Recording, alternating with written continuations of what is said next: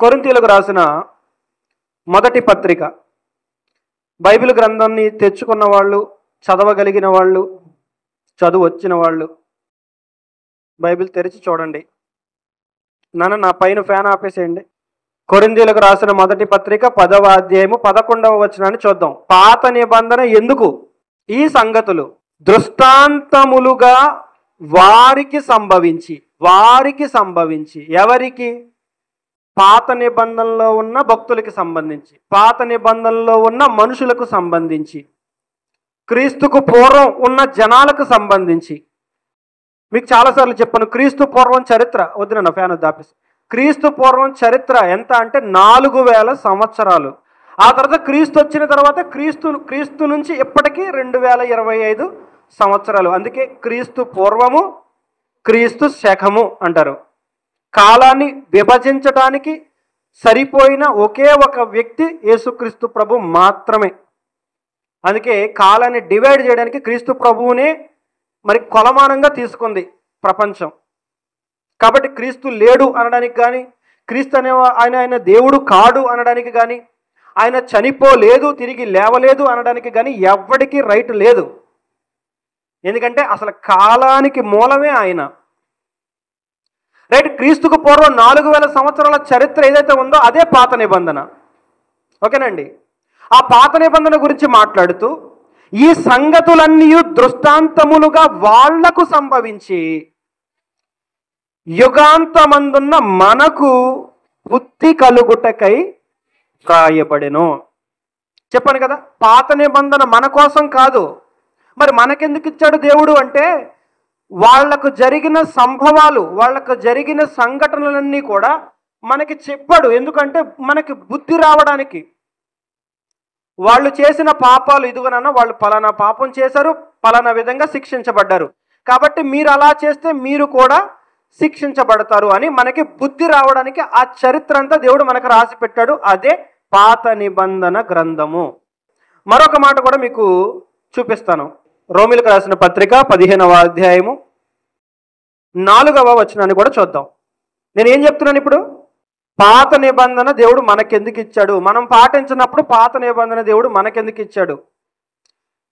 ముందు ఒక మాట చదివించాను. ఎందుకు? యుగాంతమందున్న మనకి బుద్ధి కలగడానికి గత చరిత్ర మనకు చెప్పాడు. ఇప్పుడు మరొక మాట చెప్తున్నాడు. ఏలయనగా ఓర్పు వలనను లేఖనముల వలని ఆదరణ వలనను మనకు నిరీక్షణ కలుగుటకై. ఉదాహరణకు మనలో ఎవరైనా శ్రమలు పడుతున్నారు అనుకోండి, అనారోగ్య సమస్యల్లోనో లేకపోతే రకరకాల ఇబ్బందుల్లో చాలా శ్రమలు పడుతున్నారు అనుకోండి, మంచం పట్టేశారనుకోండి, బలహీనమైన పరిస్థితుల్లో ఉన్నారనుకోండి, మనకి ఆదరణ కావాలి కదా, మన ఓదార్చే విధానం అంటే ఒకటి ఉండాలి కదా.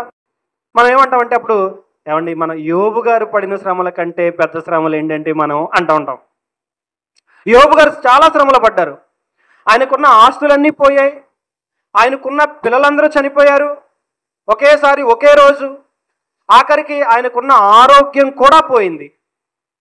ఆఖరికి ఆయన ఒంటి మీద ఉన్న కురుపులు గోక్కోవడానికి కూడా గోళ్ళు కూడా లేని అంత భయంకరమైన స్థితిలోనికి యోబు గారు వెళ్ళిపోయాడు, శ్రమంలోకి. ఇప్పుడు ఆ చరిత్ర మన కళ్ళ ముందు లేకపోతే మనకి ఆదరణ ఏముంది, మనకి నిరీక్షణ ఏముంది? ఆలోచిస్తున్నారా? మనకు ఓదార్పు ఏముంది? అమ్మ తమ్ముడు బాధపడద్దు నాన్న, అన్నయ్య బాధపడకండి అన్నయ్య, శ్రమలు వస్తాయి అన్నయ్య. యోబు గారి కంటే ఎక్కువ శ్రమలు అన్నయ్య. యోబు గారిని దేవుడు విడిచిపెట్టాడా? యోబు గారిని మరలా దేవుడు స్వస్థపరచలేదా? చనిపోయిన బిడ్డల్ని మరలా ఇవ్వలేదా? పోయిన ఆస్తులు మరలా ఇవ్వలేదా? ఆయనకు పూర్వ వైభవం రాలేదా? బాధపడకండి అన్నయ్య, ఓర్పుతో ఉండండి, ఓర్చుకోండి, దేవుడు సహాయం చేస్తాడని మనం ఒక వ్యక్తిని ఓదార్చాలంటే మనకు ఒక చరిత్ర కావాలి కదా, మనకు ఒక ఆధారం కావాలి కదా, మనకు ఒక నిరీక్షణ కావాలి కదా. అందుకని దేవుడు చరిత్ర మన కళ్ళ ముందు పెట్టాడు, మనం ఓదార్చబడడానికి, ఆదరించబడడానికి. కాబట్టి పాత నిబంధనతో మనకి ఇప్పుడు పని లేదు, అది ఇప్పుడు మనం పాటించకూడదు. మనం క్రొత్త నిబంధనను మాత్రమే పాటించాలి. మనం పాటించవలసింది క్రొత్త నిబంధన, పఠించవలసింది పాత నిబంధన. పఠించటం అంటే చదవటం, పాటించటం అంటే ఆచరించటం. పాత నిబంధన పఠించాలి, క్రొత్త నిబంధన పాటించాలి. అందుకే మీకు చాలాసార్లు చెప్పాను, దశమ భాగాలు అనేవి పాత నిబంధనలోనివి. అది మనం చదువుకోవాలి తప్ప దశమ భాగాలు ఇప్పుడు ఎవరికి ఇవ్వకూడదు, ఎవడు తీసుకోకూడదు. ఇచ్చినోడు తప్పే, తీసుకున్నవాడిది తప్పే. ఎందుకంటే క్రొత్త నిబంధన క్రమంలో అది లేదు. కాబట్టి అది పఠించడానికి మాత్రమే, పాటించడానికి కాదు. క్రొత్త నిబంధన ఆరాధన గురించి మనం ఆలోచిస్తున్నాం. పోయిన వారం దావీదు చేసిన ఆరాధన ఎలాంటిదో మనం నేర్చుకున్నాం.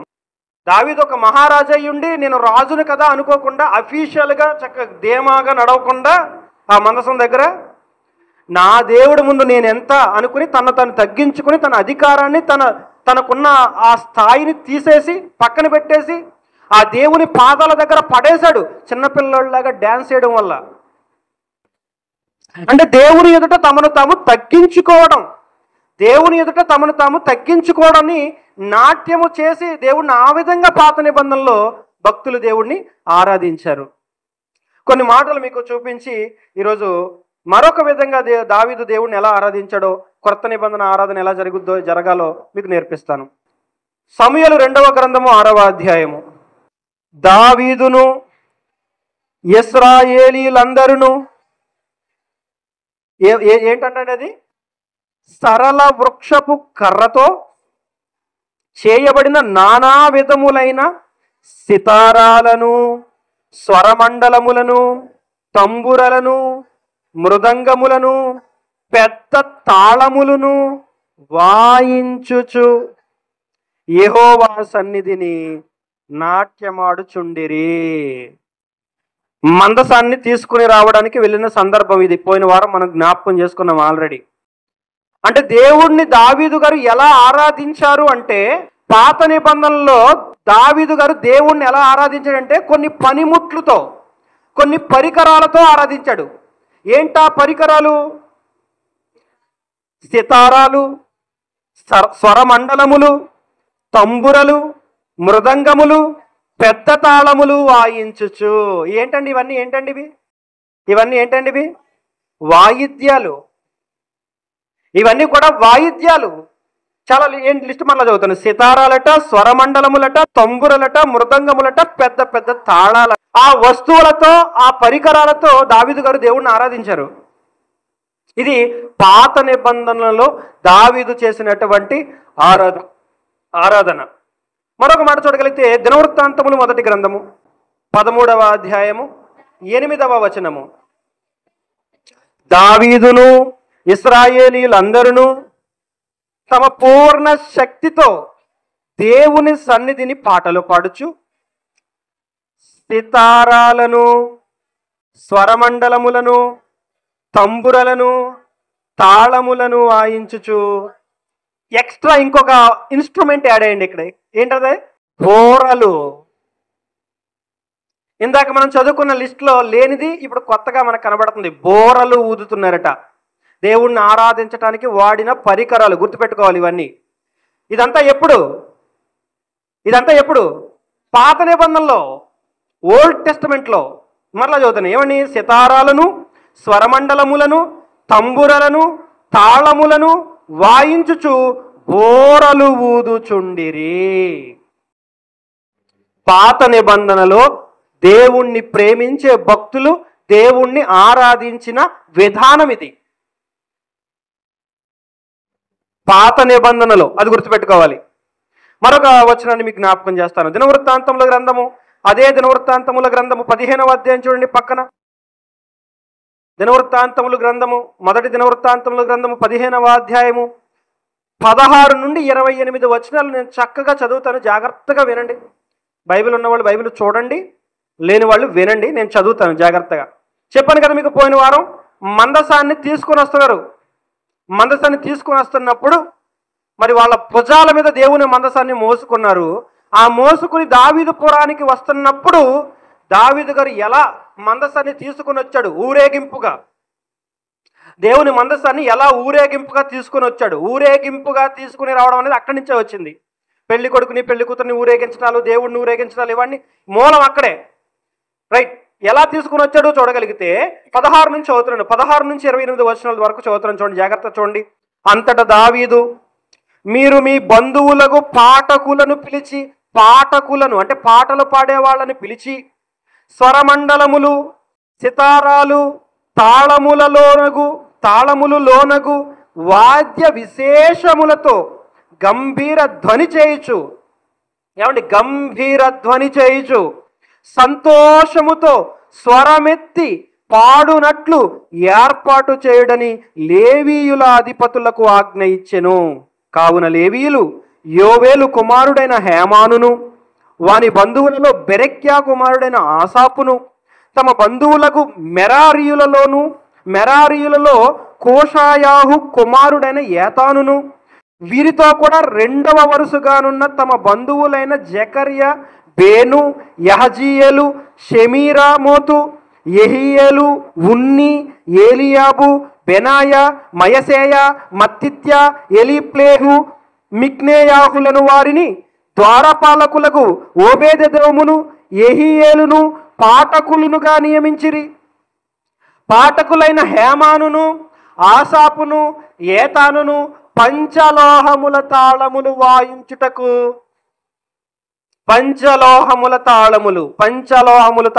పంచలోహాలంటే బంగారం, వెండి, ఇంకా ఇత్తడి, ఇనుము, రాగి, పంచలోహాలు. ఈ పంచలోహాల తాళములు వాయించడానికి నియమించాడట. రైట్. 19వ వచనం. పాఠకులైన హేమానును ఆసాపును 20వ వచనం. జకర్యా, అజీయేలు, షెమీరామోతు, యెహీయేలు, ఉన్ని, ఏలియాబు, మయసేయ, బెనాయా అనువారు హెచ్చు స్వరము గల స్వరమండలములను వాయించుటకు నిర్ణయింపబడిరి. ఎవరి కాలే గ్రేడ్స్ డివైడ్ చేసేస్తున్నాడు. హెచ్చు స్వరము గల స్వరమండలములను వాయించుటకు నిర్ణయింపబడిరి. మరియు మత్తిత్య, ఎలీప్లేహు, మిక్నేయాహు, ఓబేదెదోము. ఏమండి, బైబిల్ బాగా చదివితే మీకు 4 బాగా తిరుగుద్ది. మీ పిల్లలు బాగా చదవాలనుకుంటున్నారా? అయితే బైబిల్ చదివించండి. తెలుసా మీకు? ఇప్పుడు చదువుతారు. మీ పిల్లలు బాగా తెలుగు బాగా రావాలి వాళ్ళకి అనుకుంటే, మీ పిల్లలు మంచిగా చదవాలనుకుంటే, నిజమండి బైబిల్ చాలా నాలెడ్జ్ ఇస్తుంది మనకి. తెలుగు భాష మీద మంచి పట్టు వస్తుందండి బైబిల్ బాగా చదివితే. ఎవరైతే బైబిల్ని రెగ్యులర్గా మానకుండా ప్రతిరోజు చక్కగా శ్రద్ధగా చదువుతారో వాళ్ళకి దేవుని జ్ఞానం మాత్రమే కాదు, తెలుగు భాష మీద కూడా ఒక పట్టు వస్తుందండి. ఎంత బాధాకరమైన సంగతి అంటే, మన వాళ్ళకి అసలు తెలుగు చదవడం రావట్లేదండి. 10వ తరగతి పిల్లలకు కూడా. నేను 5వ తరగతిలో ఉన్నప్పుడైతే మేము స్టోరీలే అప్పచెప్పేవాళ్ళం అండి. 5వ తరగతిలో ఉన్నప్పుడు కుటుంబరావు మాస్టర్ ఎంత పెద్ద రాడ్డు కొట్టేవాడు చెప్పకపోతే చదవకొట్టేసేవారు ఆయన. ఇప్పుడు 10th క్లాస్ వాడిని సంతకం పెట్టమంటే పెట్టలేకపోతాడు. అవునా కదా చెప్పండి? 10th క్లాస్ పిల్లలు చదవరా, అదేంటో చదవరా అంటే గుణిస్తున్నాడు. కా సార్లే నేను కూర్చో అనాల్సి వస్తుంది. వాడికి రావట్లేదు. ఇది 10th క్లాస్ వాడు కూడా చదవలేకపోతున్నాడు. కాబట్టి మీ పిల్లలకి తెలుగు బాగా రావాలంటే తెలుగు బైబిల్ బాగా చదివించండి. అది తెలుగు భాష జ్ఞానాన్ని మనకి పెంచుద్ది. ఆ పదాలు చూడండి ఎంత క్లిష్టంగా ఉన్నాయో. చాలా కష్టం. చాలా జాగ్రత్తగా కాన్సన్ట్రేటెడ్గా చదవాలి. యూదుల పేర్లు అవన్నీ యూదుల పేర్లు చాలా టిపికల్గా ఉంటాయి. మనలాగా శ్రీనివాస్, వెంకటేష్, కృష్ణ, రాజు, రమేష్ అంత ఈజీగా ఉండవు. చాలా కష్టంగా ఉంటాయి, చాలా క్లిష్టంగా ఉంటాయి. ఆ పేర్లు మనం పద్దాక రెగ్యులర్గా చదువుతుంటే తెలుగు భాష మీద ఒక క్లారిటీ వస్తుంది. తెలుగు భాష పలకటం, ఉచ్చారణ మనకు వస్తుంది. పోనీ అందుకైనా మీ పిల్లలతో ఏం చేపించాలి? బైబిల్ చదివించండి. చదువుదాం, ముందుకెళ్దాం. ఇంకా 23వ వచనం. 22. లేవీయులకు అధిపతి అయిన కెనన్యా మందసమును మోయుటకును గట్టివాడైనందున అతడు మోతక్రమము నేర్పుటక నియమింపబడిన. 23వ వచనం. బెరెక్యాయును ఎల్కానాయును మందసమునకు ముందు నడుచు కావలివారుగాను షెబన్య, యెహోషాపాతు, నెతనేలు, అమాకై, జకర్యా, బెనాయా, ఎలీయెజరు అను యాజకులు దేవుని మందసమునకు ముందు బోరలు ఊదువారుగాను ఓబేదెదోమును యెహీయాయును వెనుక తట్టు కనిపెట్టువారుగాను నియమింపబడి. అంటే అబ్జర్వేషన్, సూపర్వైజింగ్ అనమాట. అంటే ఊరేగింపు వెళ్తుంది, మందసం ఊరేగింపుగా వస్తుంది దావీదు పురానికి. ఎలా పడితే అలా కాదు, చాలా అంగరంగ వైభవంగా మేళ తాళాల మధ్య, స్వరమండలాల మధ్య, గంభీర ధ్వనుల మధ్య అట్టహాసంగా దేవుని మందసం దావీదు పురానికి తీసుకొని రాబడుతుంది. 25వ వచనం. దావీదును ఇశ్రాయేలీల పెద్దలను సహస్రాధిపతులను యెహోవా నిబంధన మందసమును ఓబేదెదోము ఇంటిలో నుండి తెచ్చుటకై ఉత్సాహముతో పోయిరి. యెహోవా నిబంధన మందసమును మోయు లేవీయులకు దేవుడు సహాయము చేయగా వారు 7 కోడెలను 7 గొర్రె పొట్టేళ్లను బలులుగా అర్పించిరి. దావీదును మందసమును మోయి లేవీలందరూ పాఠకుల పనికి విచారణ కర్తయ్యగు కెనన్యాయును సన్నపు నారతో నేయబడిన వస్త్రములను ధరించుకొని ఉండిరి. దావీదు సన్నపు నారతో నేయబడిన ఏఫోదును ధరించి ఉండెను. ఇశ్రాయేలీయులందరూ ఆర్భాటము చేయొచ్చు, కొమ్ములు బోరలు ఊదుచు, తాళములు కొట్టుచు, అంటే కొమ్ములతో చేసిన బోరలు అనమాట, కొమ్ములతో చేసిన బోరలు, తాళములు కొట్టుచు, స్వరమండలములు సితారాలు వాయించుచు యెహోవా నిబంధన మందసమును. దేవుని సన్నిధిలో దేవుని మందసము ఎదుట దావీదు దేవుణ్ణి ప్రేమించే భక్తులు దేవునికి చేసిన ఆరాధన ఇది. ఎలా చేశారండి? వాయిద్యములతో. దినవృత్తాంతముల గ్రంథం 16వ అధ్యాయం మీకు తెలియాలి. పాత నిబంధన ఆరాధన ఎలా ఉంది, కొత్త నిబంధన ఆరాధన ఎలా ఉండాలి. మనకు నచ్చినట్టు తోచినట్టు దేవుణ్ణి ఆరాధిస్తానంటే నీకు అవసరం లేదు, అవతల పో అంటాడు దేవుడు. అదే ఆతిథ్యం మూవీ కాన్సెప్ట్, అదే ఆతిథ్యం షార్ట్ ఫిల్మ్ కాన్సెప్ట్. అదే నాకు నచ్చినట్టు నేను దేవుడిని ఆరాధిస్తా, నాకు తోచినట్టు నేను దేవుడిని ఆరాధిస్తా అంటే దేవుడు యాక్సెప్ట్ చెయ్యడు. దేవుడు అంటూ తన ఒక క్రమాన్ని ఇచ్చాడు, దేవుడు ఒక విధానాన్ని ఇచ్చాడు, ఒక పద్ధతి ఇచ్చాడు. నువ్వు దేవుణ్ణి ప్రేమిస్తే ఆ పద్ధతిలో దేవుణ్ణి ఆరాధించు, ప్రేమించకపోతే వెళ్ళిపో. అంతే, దేవుడి దగ్గర అలాగే ఉంటుంది. నాదాబు అబీహుల సందర్భం మీకు చాలాసార్లు జ్ఞాపకం చేశాను. దేవుడు వారికి ఆజ్ఞాపింపని వేరొక అగ్నిని, లేవికాండం 10వ అధ్యాయం 1వ వచనం చాలాసార్లు చెప్పాను మీకు. దేవుడు వారికి ఆజ్ఞాపింపని వేరొక అగ్ని దేవుని సన్నిధికి వాళ్ళ తేగానే యెహోవా సన్నిధి నుండి అగ్ని బయలుదేరి వాళ్ళని ఏం చేసిందట? అక్కడికక్కడే అప్పటికప్పుడే తక్షణమే కాల్చి చంపేసిందంటే దేవుని అగ్ని. ఎవరిని? దేవునికి యాజకులుగా ఉన్న వాళ్ళని. దేవుడు ఒకటి చెప్పాడు, ఒక పలానా అగ్ని తీసుకుని రమ్మని చెప్పాడు, అది కాకుండా వేరే తెచ్చారు. ఏదో ఒకటి తెచ్చారులేని దేవుడు అనుకోలే, చంపేశాడు అంతే. ఆయన దగ్గర ఉంటావా ఒళ్ళు దగ్గర పెట్టుకుని ఉండు, ఉండవా వెళ్ళిపో అంటాడు దేవుడు. నిజమండి, దేవుడి దగ్గర ఆటలాడితే కుదరదు. దేవుడి దగ్గర మన నాటకాలు మన వేషాలు అవ్వదు. ఒక టీచర్ ముందే నోటి మీద వేసుకుని కూర్చోవాలి, లేదంటే గెట్ అవుట్ అంటాడు అంతే. అవునా కదా బాగారు? టీచర్ ముందు అల్లరి చేస్తే ఏమంటాడు టీచరు? గెట్ అవుట్, బయటికి పో అంటాడు అంతే. మరి దేవుడి దగ్గర ఎలా ఉండాలి? చాలా జాగ్రత్తగా ఉండాలి, చాలా ఒళ్ళు దగ్గర పెట్టుకుని మనసు లగ్నం చేసి ఆయన ఏం చెబుతాడో అదే నేను చేస్తానని శ్రద్ధగా దేవుని సన్నిధికి రావాలి. అలా కాదు, నాకు నచ్చినట్టు వస్తా, నాకు నచ్చినప్పుడు వస్తా, ఇష్టం వచ్చినట్టు దేవునిలో ఉంటా, నాకు తోచినట్టు దేవుణ్ణి ఆరాధిస్తా అంటే నీ ఆరాధనతో దేవునికి అవసరమే లేదు. ఆయన ఒక పద్ధతి ఇచ్చాడు, ఒక క్రమం ఇచ్చాడు. ఆ క్రమం ఏంటో మనం తెలుసుకోవాలి. అందుకే పాత నిబంధనలో ఆరాధన ఎలా ఉంది, క్రొత్త నిబంధనలో ఎలా మార్చబడింది. పాత నిబంధన పట్టుకొచ్చి కొత్త నిబంధన తీసుకెళ్ళి పాత నిబంధనలో కలగలిపేసి మిక్సీలో పెట్టి తిప్పేయకండి, అలా కుదరదు అని చాలా స్పష్టంగా చెప్పాడు. పాత నిబంధన క్రొత్త నిబంధనని విడదీశాడు, మనం మాత్రం కలిపేస్తాం. దేవుడు పాత నిబంధన కొత్త నిబంధనని విడగొడితే మనం మాత్రం పాత నిబంధనని కొత్త నిబంధనని కలిపేస్తున్నాం, మిక్సీ కొట్టేస్తున్నాం. అక్కడది ఇక్కడ, ఇక్కడది అక్కడ. యేసుప్రభు చెప్పాడు, ఎవడును పాత బట్టకు కొత్త బట్ట మాసిక వేయడు, ఒకవేళ వేసిన ఎడల చినుగు మరీ ఎక్కువగును. బుద్ధున్నవాడు ఎవడు అలా చేయడు. కాబట్టి పాత నిబంధన తీసుకొచ్చి కొత్త నిబంధనతో కలపకండి అని చెప్పాడు ప్రభు. అందుకని మనకు క్లారిటీ ఉండాలి, ఏది పాత నిబంధన, ఏది కొత్త నిబంధన. దేవుణ్ణి ఆరాధించడానికి వెళ్తున్నావా? అయితే జాగ్రత్త, చాలా ప్రమాదకరమైన స్థలానికి నువ్వు వెళ్తున్నావు. దేవుని సన్నిధికి రావడం అంటే చాలా భయపడుతూ రావాలండి.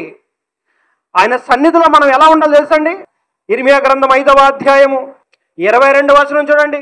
సముద్రము దాటలేకుండానట్లు దాని తరంగములెంత పొర్లినను అవి ప్రబల లేకయు, ఎంత ఘోషించినను దాన్ని దాటలేక ఉండునట్లు నిత్య నిర్ణయము చేత దానికి ఇసుకను సరిహద్దుగా నియమించిన నాకు మీరు భయపడరా? నా సన్నిధిని వణకరా? దేవుడు అడుగుతున్నాడు, రే నా సన్నిధి అంటే ఏమనుకుంటున్నావు? నేనంటే భయం లేదా? నా సన్నిధిలో వణకవా నువ్వు? వణుకు అంటున్నాడు. నేనంటే ఏమనుకుంటున్నావు నువ్వు? దాని తరంగములు ఎంత పొర్లినను, అది ఎంత ఘోషించినను, అది ఎంత వేగంగా వచ్చినా సరే దాటి బయటకు రాకుండా దానికి నేను అడ్డంగా ఏం వేసాను తెలుసా? ఇసుకను అడ్డంగా వేశాను రా. అది నా బలం, అది నా శక్తి, అది నా మహిమ. ఒకరోజు ఇశ్రాయేలీయులు ఐగుప్తుల నుండి కనానుకు ప్రయాణమై వస్తున్నప్పుడు మార్గ మధ్యలో ఎర్ర సముద్రం అడ్డంగా వచ్చినప్పుడు ఏంటి దేవా పరిస్థితి, వెనకాల శత్రువులు తరుముకుంటూ వస్తున్నారని మోషే మిగతా ఇశ్రాయేలు జనాంగం భయపడుతున్నప్పుడు, మోషే నువ్వేం కంగారు పడకో, టెన్షన్ పడద్దు, నీకు నేను ఆ రోజు ఇచ్చిన చెయ్యి కర్ర చేతిలో ఉంది కదా, నీకు నేను ఇచ్చిన కర్ర ఉంది కదా, ఆ కర్రతో అలా చూపించంతే, సముద్రాన్ని అలా కొట్టు అంతే. సముద్రం అయితే ఏంటి, 2 ముక్కలైపోద్ది నాయన, నీకెందుకయ్యా కంగారు? సముద్రాన్ని చేసిన వాడిని నేను, సముద్రం అడ్డొచ్చిందని చెప్తావేంటి నాకు? వండర్ఫుల్ కదండి దేవుడు. దేవా సముద్రం అడ్డంగా వచ్చింది, వెనకాల ఐగుప్తులు తరుముతున్నారు, ఎందుకయ్యా కంగారు పడతావు? ఆ సముద్రాన్ని చేసిన వాడినయ్యా నేను. దేనికి మోషే నీకు భయం? దేనికయ్యా నీకు కంగారు? చెప్పు, ఆ పనికి మనోళ్ళకి చెప్పు, కంగారు పడొద్దని చెప్పు. ఐగుప్తులు ఎన్ని చూపించిన వాళ్ళకి బుర్రకి ఎక్కలేదు. 10 తెగుళ్ళు రప్పించాడండి ఐగుప్తులో దేవుడు, తెలుసు కదండి మీకు. వాటికి భయపడి ఫరో పంపించేశాడు. వారు బాబు మీకు దండం అయినా, మీతో నా వల్ల కాదు, వెళ్ళిపోండి వెళ్ళిపోండి వెళ్ళిపోండి వెళ్ళిపోండి అని పంపించాడు. 10 తెగుళ్ళు, ఎన్నో అద్భుతాలు చూశారు ఇశ్రాయేలీలు అక్కడ. దేవుడు ఎంత గొప్పవాడో, దేవుడు ఎంత బలవంతుడో చూశారు ఇశ్రాయేలీలు. అయినా మధ్యలో సముద్రం అడ్డొచ్చిందని భయపడుతున్నారు. కంగారు పడొద్దు మోషే, నేను ఎవరు అనుకున్నాను ఆయన, సముద్రం వచ్చిందని చెప్తాడు, నా దగ్గరకు వచ్చి చెప్తావేంటి? సముద్రం 2 పాయలు అయిపోయిందండి, అటుపక్క ఇటుపక్క. సముద్రం గోడలాగా వాటర్ నిలబడిపోతే మధ్యలో పాటలు పాడుకుంటూ హాయిగా నేలకి కాళ్ళకి తడంటుకోలేదండి ఇశ్రాయేలీలకి. అలా నడిపించిన దేవుడండి ఆయన, శక్తి కలిగిన దేవుడైనా, సముద్రాలు పాయలు చేయగలిగిన వాడు ఆయన. ఇసుకను సరిహద్దుగా నియమించిన నాకు మీరు భయపడరేరా అంటున్నాడు. నా సన్నిధిలో వణకరా అంటే, దేవుని సన్నిధిలో మనం ఎలా ఉండాలండి? భయభక్తులు కలిగి ఉండాలండి. దేవుని సన్నిధిలో, అమ్మో నేను కూర్చున్నది నా దేవుని సన్నిధిలో అన్న భయం మనకు ఉండాలి. ఎలా పడితే అలా కూర్చోకూడదు దేవుని సన్నిధిలో, కాళ్ళు చాపుకుని లేకపోతే అలా జరబడి ఇలా జరబడి ధీమాగా. నో, నీ తండ్రి సన్నిధిలో నువ్వు ఉన్నావు, సృష్టికర్త దేవుని సన్నిధిలో నువ్వు ఉన్నావు. జాగ్రత్తగా, చాలా వినయముగా, చాలా విధేయత కలిగి దేవుని సన్నిధిలో ఉండాలి. ఆయన్ని ఆరాధించడానికి వస్తున్న నువ్వు చాలా జాగ్రత్తగా ఆరాధించాలి. ఆ ఆరాధన ఎలాంటిదో తెలుసుకోవాలి. దేవుణ్ణి ఎలా ఆరాధించాలో నీకు తెలియాలి. ఆ ఆతిథ్యం మూవీలో అదే చూపించానండి. ఆతిథ్యం మూవీలో అదే చూపించాను. ఒక 4 సేవకులు భోజనానికి పిలుస్తాడు ఒక కుర్రాడు, ఒక విశ్వాసి. వాళ్ళని కూర్చోబెట్టి భోజనం పెడతాడు. వాళ్ళకి ఇంట్రెస్ట్ లేకపోయినా, వాళ్ళు వద్దంటున్నా అడగకుండా వాళ్ళకి భోజనం పెట్టేస్తుంటే, అంటే నేను ఒక చిన్న థాట్ అనమాట, జనాలకి ఎలాగైనా అర్థమయ్యేలాగా చెప్పాలి, దేవుడు మనసు అర్థమయ్యేలాగా చెప్పాలని ఒక సీన్ క్రియేట్ చేశాను. ఈ విధంగానే కొంతమందికైనా అర్థమవుతుందేమోనని.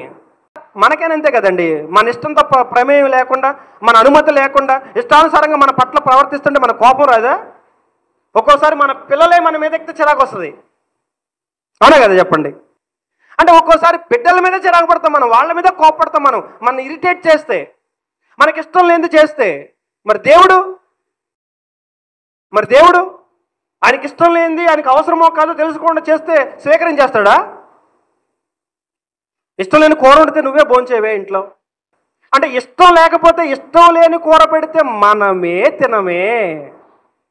మరి దేవుణ్ణి ఆరాధిస్తున్నప్పుడు ఆ ఆరాధన దేవునికి ఇష్టమైనది కాదా తెలియాలా వద్దా చెప్పండి?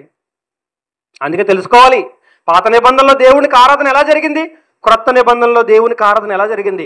కొత్త నిబంధన వచ్చిందంటే దాని అర్థం ఏంటి? పాత నిబంధన లేదని. పాత నిబంధన తీసేశాడు కాబట్టి కొత్త నిబంధన వచ్చింది. ఇప్పుడు కొత్త నిబంధనలో మళ్ళీ పాత నిబంధన ఆరాధన పట్టుకుని రాకు. అర్థమైంది కదండి? అందుకే దావీదు గారు కూడా కీర్తనల గ్రంథం రాస్తూ ఏమని రాశాడో 149 కీర్తనలు చూడండి. కీర్తనల గ్రంథం 149వ అధ్యాయము. తొందరగా తీయాలి, నాకు టైం అసలు సరిపోవట్లేదు, నేను అనుకున్నది చెప్పలేకపోతున్నాను, అందుకే ఫాస్ట్కి వెళ్ళిపోతున్నాను. కీర్తనలు 149 3వ వచనం నుంచి చూద్దాం. 3వ వచనం నుంచి, నాట్యముతో వారు ఆయన నామమును స్తుతించుదురుగాక, తంబురతోను సితారతోను ఆయనను గురించి గానము చేయుదురుగాక. నాట్యముతో నామమును స్తుతిస్తారట, తంబుర సితారలతో ఆయనను గానము చేస్తారట. అదే కీర్తన గ్రంథం 150 అధ్యాయం పక్క అధ్యాయం చూడండి. కీర్తన గ్రంథం 150వ అధ్యాయము 3, 4, 5 వచనాలు చూడండి. బూరధ్వనితో ఆయనను స్తుతించండి. ఏమండి, పాత నిబంధనలో దేవుణ్ణి ఎలా స్తుతించాలో, ఎలా ఆరాధించాలో రాయబడుతున్న మాట, ఎలా ఆరాధించారో రాయబడుతుంది. బూరధ్వనితో ఆయనను స్తుతించుడి, స్వరమండలములతోనూ సితారాతోనూ స్తుతించుడి, తంబురలతోనూ నాట్యముతోనూ స్తుతించుడి, తంతి వాయిద్యములతోనూ పిల్లన గ్రోవితోనూ ఆయనను స్తుతించుడి, మ్రోగు తాళములతో ఆయనను స్తుతించుడి, గంభీర ధ్వని గల తాళములతో ఆయనను స్తుతించుడి. ఏమండి, ఇప్పటివరకు నేను ఏం మాట్లాడాను? ఇప్పటివరకు నేను ఏం చెప్తున్నాను? పాత నిబంధనలో దేవునికి చేసిన ఆరాధన. పాత నిబంధన ఇప్పుడు ఉందా లేదా? పాత నిబంధన ఇప్పుడు ఉందా లేదా? మనం పాటించాలా పాటించకూడదా? ప్రభు అన్నాడు, ఇదిగో ఇది నా రక్తము వలననైనా క్రొత్త నిబంధన. ఎలా వచ్చిందండి నిబంధన? ఎలా వచ్చిందట నిబంధన? ఎలా వచ్చింది నిబంధన? ఎలా వచ్చింది? రక్తము వలననైనా నిబంధన. దీన్ని తీసుకొని త్రాగండి, ఇది నా రక్తము వలననైనా నిబంధన అని ప్రభు అన్నాడు. నిబంధన ఎలా చేశాడండి ఆయన? రక్తముతో, అంటే ప్రాణమిచ్చి నిబంధన చేశాడు మనతో, క్రొత్త నిబంధన. ఇప్పుడు క్రొత్త నిబంధనను మనము గౌరవించకపోతే, క్రొత్త నిబంధనను మనం పాటించకపోతే మనం అవమానించేది ఎవరినో తెలుసండి? యేసుక్రీస్తు ప్రభు త్యాగాన్ని. ఏమంటే నీ ప్రభువుని నువ్వు అవమానిస్తావా? వద్దండి, అవమానించకూడదండి. మనం ఆరాధించాలి దేవుణ్ణి, అవమానించకూడదు. ఆయన్ని బాధ పెట్టకూడదు. ఆయన్ని ఆరాధించాలి, దేవుణ్ణి మనం ఆరాధించాలి. ఈ క్రొత్త నిబంధన మనకి క్రీస్తు రక్తము వలన వచ్చింది. మనకి ప్రతి ఆదివారం త్రాగుతున్నవే, అది ద్రాక్షరసం అనుకోకండి. అది ద్రాక్షరసం కాదండి, అది నీ ప్రభువు నీ కొరకు చిందించిన రక్తం. చాలామంది అది ఎందుకు తాగుతారో తెలియదండి. సంస్కారం సంస్కారం సంస్కారం అని ఆయనకు నమస్కారం పెట్టి తాగేస్తారు అంతే, తలస్నానం చేసి తినేస్తారు అంతే. ఇంకా దౌర్భాగ్యం ఏంటి తెలుసండి? ఏమండి, ద్రాక్షరసంలో ఉప్పు తక్కువైందండి, సప్పగా ఉందండి, ఉప్పగా ఉందండి. వందనాలు తల్లి, నీకు ఉప్పగా ఉంది సప్పగా ఉందని రుచి చెప్తా కాదు నీకు ఇచ్చింది. అది నీ ప్రభువు నీ కొరకు రక్తాన్ని చిందించాడన్న జ్ఞాపకం తెచ్చుకుంటావని. నీ చేతిలోకి వచ్చిన ద్రాక్షరసాన్ని చూసినప్పుడైనా నా ప్రభు నా కొరకు రక్తాన్ని చిందించాడు అన్న జ్ఞాపకం నీకు రావాలి. నన్ను రక్షించడానికి, నన్ను పరిశుద్ధపరచడానికి ఆయన ప్రాణం ఇచ్చాడు. ఇక మీద నేను పాపం చేయకూడదు, నా కొరకు చిందించబడిన నిబంధన రక్తాన్ని నేను కాళ్ళతో త్రొక్కకూడదు అని నువ్వు అనుకోవాలని ప్రతి ఆదివారం నీ చేతిలోకి ద్రాక్షరసంగా ప్రభు రక్తం జ్ఞాపకం వస్తుంది నీకు. ఆ రక్తంతో ఇవ్వబడిన నిబంధన. ఏమంటే అప్పుడప్పుడు పిల్లలు మన కష్టాన్ని దుర్వినియోగం చేస్తుంటే, కష్టపడి ఏమంటే చెమటోర్చి రక్తాన్ని చిందించి కష్టపడి సంపాదించిన డబ్బులతో వాడిని చదివిస్తుంటే వాడు గాలి తిరుగులు తిరుగుతున్నాడు అనుకోండి, ఏమంటాడండి తండ్రి? అరే నా రక్తం రా, అది నా రక్తం రా, నా రక్తం, నా చెమట, నేను రక్తం ఓడిస్తే, నేను చెమట ఓడిస్తే వచ్చిన డబ్బులు రా, నీకు ఫీజులు కడుతుంది. నువ్వేంట్రా చదువుకోకుండా రోడ్లంట తిరుగుతున్నావేంట్రా? సినిమా హాల్కి వెళ్తున్నావేంట్రా? గాలి తిరుగులు తిరుగుతున్నావేంట్రా? ఫీజులు మరేంట్రా? అవి ఎలా వచ్చాయనుకున్నారా డబ్బులు? ఎంత బాధపడతాడండి తండ్రి? మరి క్రీస్తు ప్రభు రక్తముతో మనకు నిబంధన ఇచ్చాడట. ఆ నిబంధన మనం గౌరవించాలా వద్దా? ఆ నిబంధన మనం గౌరవించాలా వద్దా? అది మనకి కష్టంగా ఉన్నా సరే దాన్ని మనం గౌరవించాలి. ఇప్పుడు నేను చెప్పేది మీకు కష్టంగా ఉండొచ్చు, మేబీ. ఏంటో తెలుసా అండి? క్రొత్త నిబంధన ఆరాధన క్రమములో లాస్ట్ వీక్ నాట్యానికి అలౌ లేదని చెప్పాను. ఇప్పుడు చెప్తున్నాను, క్రొత్త నిబంధన ఆరాధన క్రమములో దేవుని సన్నిధిలో ఆరాధించటానికి వాయిద్యాలకు అనుమతి లేదు. మత్తయి సువార్త, మార్కు సువార్త, లూకా సువార్త, యోహాను సువార్త, ఈ 4 సువార్తలు పక్కన పెట్టండి. అప్పటికింకా క్రొత్త నిబంధన రాలేదు. ఎప్పుడు వచ్చిందని చెప్పాను క్రొత్త నిబంధన?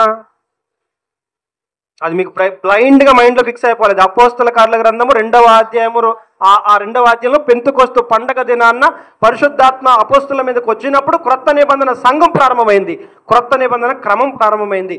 అది మొదలుకొని ప్రకటన గ్రంథం 22వ అధ్యాయం లాస్ట్ వచనము వరకు మీరు ఎక్కడ ఒక్క వాయిద్యాన్ని కూడా చూడలేరు. చూస్తే నాకు చూపించండి. అపోస్తల కార్యాల గ్రంథం 2వ అధ్యాయం మొదలుకొని ప్రకటన గ్రంథం లాస్ట్ వరుస వరకు మీకు ఎక్కడైనా అపోస్తలులు కానీ సంఘము కానీ వాయిద్యాలు వాయించి దేవుణ్ణి స్తుతించినట్లు మీకు ఎక్కడ ఒక వచనం కూడా కనిపించదు. బికాజ్ ఆరాధన క్రమం మార్చబడింది. పాత నిబంధనలో గొర్రెపిల్ల బలి, కొత్త నిబంధనలో క్రీస్తు బలి మారింది.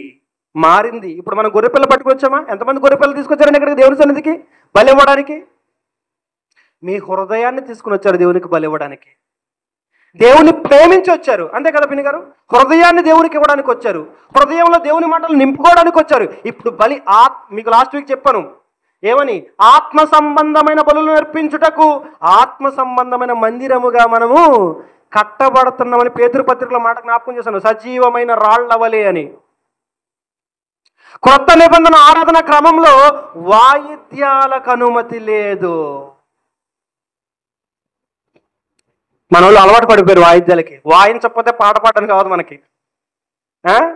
మనకి కీబోర్డ్ ఉండాలి, మనకి మంచి బీట్ ఉండాలి, మంచి రితం ఉండాలి.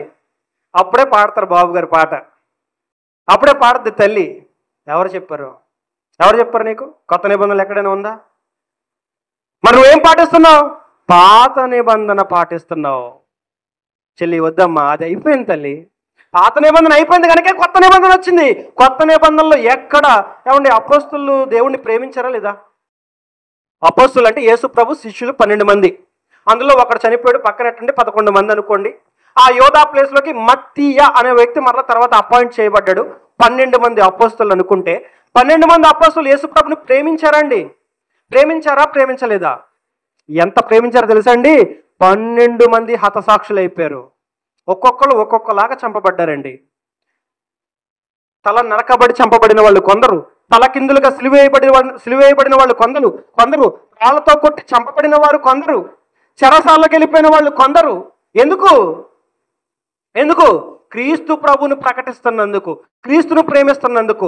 అంటే క్రీస్తును ప్రేమించిన అపోస్తలులు క్రీస్తు కొరకు ప్రాణాలే త్యాగం చేశారండి. అంటే ఎంత ప్రేమించి ఉంటారండి ప్రభువుని? మరి అంతా ప్రేమించిన శిష్యులు ఎక్కడైనా ఒక డోలక్ కానీ, ఒక గిటార్ కానీ, ఒక వాయిద్యం కానీ, తంబుర కానీ, సితార్, వాళ్ళకి తెలియని వాయిద్యాలు అండి అవన్నీ. పాత నిబంధనలో వాళ్ళు చూసినవే అవన్నీ. ఆ ఇశ్రాయేలు సంతతే. తంబుర కానీ, సితారా కానీ, స్వరమండలాలు కానీ, గంభీర తాళాలు కానీ ఏవండి? తాళాలు ఏమైపోయాయి? పెట్లో పెట్టి తాళాలు వేస్తారు. పాత నిబంధనలో వాయించిన తాళాలు కొత్త నిబంధనలో పెట్లో పెట్టి తాళాలు వేస్తారండి. ఇక వాటికి ఎలా లేదు. కొత్త నిబంధన సంఘ చరిత్ర మనం చూస్తే, కొత్త నిబంధన మనం ఏ పుస్తకాన్ని మీరు స్టడీ చేయండి, ఎక్కడా దేవుణ్ణి ఆరాధించడానికి వాయిద్యాలు వాడినట్లుగా మనకు ఒక్క వచనం కనిపించదండి.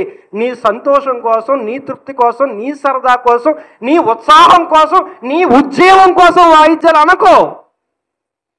వాయిద్యం లేకపోతే ఉద్యోగం రాదా? చెప్పండి. వాయిద్యం లేకపోతే ఉద్యమం రాదా? అయితే నీకు వచ్చే ఉద్యమం వాయిద్యాలను బట్టి, దేవుని వాక్యాన్ని బట్టి కాదు. వాయిద్యాలు వాయిస్తే ఉద్యమం వస్తుంది నువ్వు అనుకుంటే, ఆ వచ్చే ఉద్యమం దేన్ని బట్టి వస్తుంది? నీకు ఆ బీట్ బట్టి. నీకు ఉద్యమం రావాల్సింది వాయిద్యాలను బట్టి కాదు, దేవుని వాక్యాన్ని బట్టి నీకు ఉద్యమం రావాలి. నీ హృదయంలో ఉద్యమం రావాలంటే దేవుని వాక్యం బట్టి రావాలి తప్ప ఎవడో ఏదో టక్ టక్ టక్ టక్ టక్ టక్ వాయిస్తే కాదు. కొత్త నిబంధనలో కూడా దేవుణ్ణి ఆరాధించే విధానం ఉంది. పాటలు పాడారు కానీ వాయిద్యాలు లేవు. కొలసలకు రాసిన పత్రిక 3వ అధ్యాయము చూద్దాం. క్రొత్త నిబంధన ఆరాధన క్రమాన్ని జ్ఞాపకం చేసుకుందాం ప్రియులరా. క్రొత్త నిబంధనలో ఆరాధన క్రమాన్ని జ్ఞాపకం చేసుకుందాం. కొలస్సీ పత్రిక 3వ అధ్యాయము 16వ వచనము. కొలస్సీ పత్రిక 3వ అధ్యాయం 16వ వచనము. ఇగో అదేటనియా సంగీతముతోను అని ఉంది కదనియా, నువ్వేటని ఇప్పుడు దాకా ఇంతసేపు వాయించేసావు లేదని. ఏమన్నాం అక్కడ? కొలస్సీ పత్రిక అందరూ తీయండి, 3వ అధ్యాయం 16వ వచనం, కొలస్సీలకు రాసిన పత్రిక. సంగీతములతోనూ కీర్తనలతోనూ ఆత్మ సంబంధమైన పద్యములతోనూ ఒకనికి ఒకడు బోధించుచు బుద్ధి చెప్పుతూ కృపాసహితముగా మీ హృదయంలో దేవుణ్ణి గూర్చి గానము చేయొచ్చు సమస్త విధములైన జ్ఞానముతో క్రీస్తు వాక్యం మీలో సమృద్ధిగా నివసింపనీయండి. సంగీతములతో అనుంది కదండి. సంగీతం వాయిస్తానండి. ఏ సంగీతం? సంగీతంతో ఏం చేయాలన్నాడు అక్కడ? జాగ్రత్త చదవండి అక్కడ. సంగీతములతోనూ ఏమంటే కిందకు వస్తే ఏమన్నా తెలుసండి, ఒకనికి ఒకడు బోధించుచు ఉందండి బైబిల్ ఆ మాట. ఒకనికొకడు బోధించుచు బుద్ధి చెప్పుచు అన్నాడు. బోధించుచు బుద్ధి చెప్పుచు. సంగీతంతో బోధ ఎలాగొద్దండి నా చెప్పండి. మీకు ఎవరికైనా జ్ఞానం ఉంటే, అంటే అంటే బైబిల్ మించిన జ్ఞానం ఉంటే, సంగీతం ఉన్నప్పుడు ఒక వాయిద్యం ఇలా ఇలా వాయించానండి, ఏదో వాయించాను, ఒక చిన్న మ్యూజిక్ వాయించానండి, ఎవరికైనా బుద్ధి వచ్చిద్దా? ఒక మ్యూజిక్ వింటే బుద్ధి వస్తుందా? ఒక మ్యూజిక్ మనకి ఏమన్నా బోధిస్తుందా? చెప్పండి, నాకు ఆన్సర్ ఇవ్వండి. సంగీతం అని ఉంది కదా, సంగీతం మనకి బోధ చేస్తుందా? సంగీతం విని నువ్వు పాపం చేయడం మానగలవా? సంగీతం విని నువ్వు బుద్ధి తెచ్చుకుంటావా? ఇది నువ్వు అనుకునే సంగీతం. వాయిద్యాలు వాయిస్తే బుద్ధి రాదు, మూట వస్తుంది. అదే అంటారు కదా, ఉత్సాహం వస్తుంది, కాళ్ళు ఊగిపోతాయి, చేతులు ఊగిపోతాయి, అవునా కదా? మ్యూజిక్ వింటే మనకేమొస్తుంది తమ్ముడు? డ్యాన్స్ వేయాలనిపిస్తుంది, ఊగాలనిపిస్తుంది, కానీ పాపం మానాలనిపించదే, బుద్ధి రాదే. సంగీతం వింటే బుద్ధి రాదు. కానీ ఈయనేమన్నాడు ఇక్కడ, ఒకరికొకడు బుద్ధి చెప్పుచు ఒకరికొకడు బోధించండి అన్నాడు. సంగీతంతో బోధ ఏం జరుగుతుంది చెప్పండి, మీరు నాకు చెప్పండి. ఏదైనా ఒక వాయిద్యం వాయిస్తే ఫలానా వ్యక్తి పాపం మానేశాడండి అని ఒక మాట చూపించండి నాకు. ఎందుకంటే నేను గిటారు వాయిస్తే ఒక వ్యక్తి పాపం మానేశాడండి, నేను గిటారు వాయిస్తే ఒక వ్యక్తి సిగరెట్ తాగడం మానేశాడండి, నేను ప్యాడ్స్ కొడితే ఒక వ్యక్తి మద్యపానం మానేశాడండి, నేను కీబోర్డు వాయిస్తే ఒక వ్యక్తి వ్యభిచారం మానేశాడండి, నేను తాళాలు వాయిస్తే ఒక వ్యక్తి తాళాలు బద్దలు కొట్టడం మానేశాడండి, అంటే దొంగతనం మానేశాడండి. అవుద్దే? కానీ ఏమన్నా తెలుసా, సంగీతముతో ఒకరినొకడు హెచ్చరించండి, ఒకరికొకడు బుద్ధి చెప్పండి అన్నాడు, బోధ చేయండి అన్నాడు. అంటే అది ఏ సంగీతం? అది గాత్ర సంగీతం. ఏ సంగీతం అది? ఏమండి, మనకి స్వరాలు ఇచ్చేటువంటి వాయిద్యాలు తెలుసు, మనకి ట్రంపెట్ తెలుసు, దాని స్వరం ఎలాగుంటుందో తెలుసు, ఇంకోటి సన్నాయి తెలుసు, దాని సౌండ్ ఎలాగుంటుందో మనకు తెలుసు, ఫ్లూట్ తెలుసు, పిల్లన గ్రోవి, దాని సౌండ్ ఎలాగుంటుందో మనకు తెలుసు. అసలు అన్నిటికంటే గొప్ప వాయిద్యం ఏదో తెలుసా అండి? మన స్వరం.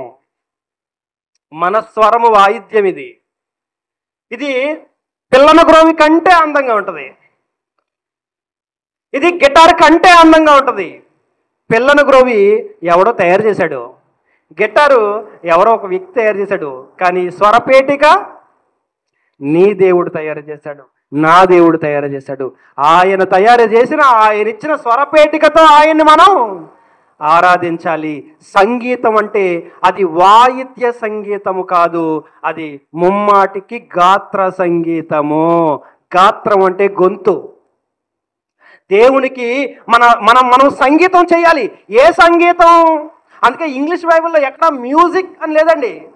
మీరు గతంలో పాత నిబంధనలో వచనాలు చదివించాను కదా, అవి మీరు ఇంగ్లీష్ వర్షన్ చూడండి, కింగ్ జేమ్స్ వర్షన్ చూడండి, అక్కడ మ్యూజిక్ ఐటమ్స్, మ్యూజిక్ ఇన్స్ట్రుమెంట్స్ అంటాడు. కానీ క్రొత్త నిబంధనలు వీటికి ఇంగ్లీష్ ట్రాన్స్లేషన్లో మ్యూజిక్ అనే పదం ఎక్కడా లేదండి. సంగీతం అంటే కొత్త నిబంధనలో మన స్వరాలెత్తి మాత్రమే దేవుణ్ణి స్తుతించాలి. దేవుడు అది కోరుకుంటున్నాడు. నిర్జీవమైన వాయిద్యాల సంగీతం ఆయనకెందుకు? జీవము కలిగిన గొంతుతో దేవుణ్ణి స్తుతించు. సంగీతములతోను అంటే మన స్వరం ఎత్తి దేవుణ్ణి స్తుతించాలి, మన స్వరాలెత్తి. ఒకవేళ సంగీతం అంటే వాయిద్యాలు కూడా అనుకుంటే మరి పేతురు గారు ఎక్కడైనా డప్పు కొట్టుకున్నాడా? అంటే యేసు ప్రభు పాట పాడుతుంటే పేతురు గారు డోలక్కు, యోహాను గారు డప్పు, ఇంకెవరు, తోమా గారు గిటారు లేరండి. ఆర్కెస్ట్రా లేదండి. ప్రభు వెనకాల సంగీత వాయిద్యాలతో ఆర్కెస్ట్రా లేదండి. కానీ వాళ్ళు కూడా పాటలు పాడారండి. చూపిస్తాను. దానికంటే ముందు ఎఫ్సీ పత్రిక చూడండి. ఎఫ్సీలకు రాసిన పత్రిక 5వ అధ్యాయము 19వ వచనం చూడండి. కీర్తనలతోనూ సంగీతములతోనూ ఆత్మ సంబంధమైన పాటలతోనూ అదిగోండి హెచ్చరించుచు. సంగీతం ఏమి హెచ్చరిస్తుంది మహేష్? సంగీతం హెచ్చరిస్తుందా? ఏదైనా ఒక శబ్దం, అది గిటార్ కానీ, కీబోర్డ్ కానీ, ప్యాడ్ కానీ, ఫ్లూట్ కానీ, ఇంకేదైనా కానీ, ఆ శబ్దం నీకు వింటే పాపం మానాలని ఎప్పుడైనా అనిపించిందా? కానీ దేవుని వాక్యం విన్నప్పుడు మాత్రం అనిపించింది కదా. మానలేదో తర్వాత సంగతి. కానీ దేవుని వాక్యం వింటున్నప్పుడు ఏమనిపిస్తుంది? నేను పాపం చేయకూడదు, నేను ఏ తప్పు చేయకూడదు, దేవుని క్రీస్తు రక్తాన్ని తాగుతున్నాను, నేను పాపం చేయకూడదు, దేవుని వాక్యం చెప్తుంది నేను పాపం చేయకూడదు అనిపిస్తుంది. కానీ వాయిద్యాలు వింటే నాట్యం చేయాలనిపిస్తుంది, కానీ పాపం మానాలనిపించదు. కానీ సంగీతంతో ఏంటట? సంగీతంతో ఒకరినొకడు కీర్తనలతోనూ సంగీతంతోనూ ఆత్మ సంబంధమైన పాటలతోనూ హెచ్చరించుచు. సంగీతంలో హెచ్చరిక ఉండదండి. మీకు ఇంకో మాట ఇందాక చెప్తాను, ఒక మాట చెప్పనా మీకు అని లాస్ట్లో చెప్తాను అన్నాను కదా. అదేంటో తెలుసా, దావీదు గారు వాయిద్యాలతో దేవుని స్తుతించారు కదా. ఒక్కొక్కరిని ఒక్కొక్క వాయిద్యానికి పెట్టి పాటలు పాడే దగ్గర వాయించండి అన్నాడు కదా. అది దావీదు గారికి దేవుడు చెప్పలేదు. మీకు అర్థమవుతుందా? దావీదు గారికి దేవుడు చెప్పలేదు, దావీదు నా సన్నిధికి వాయిద్యాలు పట్టుకుని రండి, పిల్లను గురవి పట్టుకుని రండి, తంబుర పట్టుకుని రండి, సితారా పట్టుకుని రండి, వాటిని వాయించి నన్ను స్తుతించండి, ఆరాధించండి అని దేవుడు దావీదు గారికి చెప్పలేదు. కానీ దావీదు గారే దేవుడి మీద ఉన్న ప్రేమతో అలా ఆరాధించాలని ఆయన అనుకున్నాడు అంతే. మరి దేవుడు ఆగిపోమనొచ్చు కదా, దేవుడు మానేయమనొచ్చు కదా, అవి దేవుడికి వద్దు కదా, మరి దేవుడు వద్దని చెప్పొచ్చు కదా. ఎందుకు వద్దని చెప్పలేదంటే, మీకు చాలాసార్లు చెప్పానండి, జాగ్రత్త వాక్యం, అందుకే బాగా వినాలి. పాత నిబంధన ఇశ్రాయేలులకు మాత్రమే ఇచ్చాడు. అది కూడా వాళ్ళని కొద్ది కొద్దిగా దేవుళ్ళకు నడిపించడానికి దేవుడు ఇచ్చాడు. ఇంకా పిల్లలు అటు ఇటు తిరుగుతున్నారు, ఎంత చెప్పినా పిల్లలు తిరుగుతూనే ఉంటారు. కానీ మనం ఏం చేస్తాం, చూసి చూడనట్టు ఉంటాం. ఇక పిల్లలు అంతే, మరి పిల్లలు అలాగే ఉంటారు. వాళ్ళకి ఎప్పుడు జ్ఞానం వస్తుంది? అలా లేచి అటు ఇటు తిరగకూడదన్న మీకున్న జ్ఞానం వాళ్ళకి ఎప్పుడు వస్తుంది? పెద్దోళ్ళు అయిన తర్వాత వస్తుంది. చిన్నప్పుడు వాళ్ళకి నచ్చినట్టు ఉంటారు, వాళ్ళకి తోచినట్టు ఉంటారు, అంతే. మనం భరించాలంతే, సహించాలంతే. బయటకు గెంటేలేం కదండి మన పిల్లలు. వాళ్ళు అలాగే ఉంటారు, పిల్లలు అంతే, వాళ్ళ స్వభావం అలాగే ఉంటుంది. కాబట్టి మనం ఏం చేస్తాం, సహిస్తామండి. పిల్లడు మన మీద ప్రేమతో, చెయ్యి బాగోదు, చేతికి మురికొంది, కానీ చాలా ప్రేమగా అమ్మ తినమ్మని మొదలుపెట్టాడు. ఏమంటారు చెప్పండి మీరు చెప్పండి. చెయ్యి బాగాలేదండి, నీ కూతురు వచ్చిందండి, నాన్న ముద్ద పెడతానంది, చెయ్యి చూస్తే బాగాలేదు, ఏమంటారు చెప్పండి మీరే? ఏమనిపిస్తుంది చెప్పండి? అక్కడ చెయ్యి ఎదవా, శుభ్రం లేనాడా, పనికి మాలోడా, ముందర చేయగడుకురా అంటామా? ప్రేమగా పెట్టాడు. ఆడికి తెలీదు తినే ముందు పెట్టే ముందు హ్యాండ్ వాష్ చేసుకోవాలని. అప్పుడు నువ్వేం చేస్తావంటే కనికరించి తండ్రివి గనక అవేవి చూడవు, నోరు తెరిచి సంతోషంగా నోట్లో పెట్టుకుని తింటావు. మరి దావీదు గారు దేవుడి మీద ప్రేమతో, దావీదు గారు ఆల్రెడీ వాయిద్యకారుడు తెలుసా, దావీదు గారికి ఆల్రెడీ టాలెంటెడ్ ఆయన. అందుకే ఆయనకున్న టాలెంట్ దేవుని సన్నిధిలో వాడి దేవుడిని స్తుతించాలనుకున్నా తప్ప దేవుడు ఆయనకి చెప్పింది కాదు. అందుకే బైబిల్లో ఒక మాట చూపిస్తారండి, ఇప్పుడు మీకు అర్థమవుద్ది. అపోస్తల కార్యాల గ్రంథం చూడండి, అపోస్తల కార్యాల గ్రంథము 17వ అధ్యాయము, అపోస్తల కార్యాల గ్రంథము 17వ అధ్యాయము 30వ వచనాన్ని చూడండి. ఎందుకు వాయిద్యాలు మనం వాడట్లేదు, ఎందుకు క్రొత్త నిబంధన క్రీస్తు సంఘములో వాయిద్యాలు వాడకూడదో మీకు అర్థం కావాలి. 17వ అధ్యాయము, అపోస్తల కార్యాల గ్రంథం 17వ అధ్యాయం, అందరూ చూడండి 30వ వచనం. ఆ అజ్ఞాన కాలములను నీకు చెయ్యి కడుక్కుని ముద్ద పెట్టాలన్న విషయం ఆ పిల్లోడికి తెలియదు, వాడికి తెలియదు, అది అజ్ఞానం అనే విషయం వాడికి తెలీదు. అందుకే ఏం అనలేదు, నవ్వుతూ ముద్ద పెట్టించుకున్నావు. దేవుడు కూడా ఆ అజ్ఞాన కాలములను ఎలా ఉన్నాడట, దేవుడు చూసి చూడనట్టుగా ఉండెను. ప్రేమని మరి తండ్రి కదండి ఆయన. ఆ అజ్ఞాన కాలములను దేవుడు చూచి చూడనట్టుగా ఉండెను. అందుకే దావీదు గారు దేవునికి అవసరము లేని వాయిద్యాలు దేవుని సన్నిధికి తెచ్చి వాయించినా దావీదులోని ప్రేమను దేవుడు చూశాడు తప్ప వాయిద్యం వద్దు అని చెప్పలేదు. దావీదు నువ్వు పాట పాడు, దావీదు నేను వింటాను, అయ్యేందుకయ్యా వాయిద్యాలని దేవుడు దావీదుకి ఎందుకు చెప్పలేదంటే, దేవుడు దావీదులో ఉన్న ప్రేమను మాత్రమే చూశాడు, అతను తెచ్చిన వాయిద్యాన్ని చూడలేదు. ఎందుకంటే అలా తేకూడదన్న విషయం దావీదు గారికి తెలీదు. అలాగని ఇప్పుడే చెప్తే బాగోదు. చిన్నపిల్లలకి ఎలా చెప్పాలి, కొన్ని సహించాలి, కొన్ని భరించాలి. అందుకే అది అజ్ఞాన కాలం. అందుకే దావీదు గారు వాయిద్యాలు తెచ్చి ఆయన వాయిద్యాలు వాయించి దేవుని ఆరాధిస్తే దేవుడు ఏం మాట్లాడలే. అది అజ్ఞాన కాలము. దావీదు నా మీద ప్రేమతో తనకు తోచిందేదో తను చేశాడు అనుకోండి, అంతే. తెలియదు కాబట్టి తనకు తోచిందేదో తను చేశాడు. అదే తెలిసి కూడా చేస్తే దావీదు వద్దని చెప్పాను కదా అంటాడు. అందుకే అజ్ఞాన కాలంలో దేవుడు చూచి చూడనట్టుగా ఉండను. ఇప్పుడైతే కుదరదు అలాగా, ఎందుకంటే క్రొత్త నిబంధన మొత్తం చెప్పేశాడు. ఒక్క 5 నిమిషాలు నాకు టైం ఇవ్వండి, క్లియర్ చేసేస్తాను. లేదంటే మళ్ళీ వచ్చే వారం కూడా నేను ఇదే మాట్లాడాల్సి ఉంటుంది. ఒక్క 5 నిమిషాలు నాకు టైం ఇవ్వండి, జాగ్రత్తగా మీకు క్లియర్ చేసేస్తాను. అది అజ్ఞాన కాలం అయితే ఇది జ్ఞానకాలం. అదెందుకు అజ్ఞాన కాలం అంటే దేవుడు చెప్పాలనుకున్న విషయాలని కంప్లీట్గా చెప్పలేదు. పాత నిబంధన ఎంత ఇవ్వాలో అంతే ఇచ్చాడు వాళ్ళకి. ఎప్పుడైతే క్రీస్తు ప్రభు వచ్చి సమస్తాన్ని నేర్పించాడు కదా ప్రపంచానికి, దేవుడు అంటే ఏంటో, దేవుడు ఎలాంటి వాడో ఆ సమస్తాన్ని నేర్పించాడు. దేవుడిని ప్రత్యక్షపరిచాడు ప్రపంచానికి. దేవుడిని యేసుక్రీస్తు వచ్చి దేవుని మనసు ఏంటో ప్రపంచానికి మొత్తం చెప్పేశాడు. అందుకే ఆయన చెప్పిన తర్వాత ఆయన వెళ్ళిపోతూ శిష్యులకు ఒక మాట చెప్పాడు. చూడండి, చివరిగా మనం ముగించుకున్న యోహాను సువార్త 16వ అధ్యాయము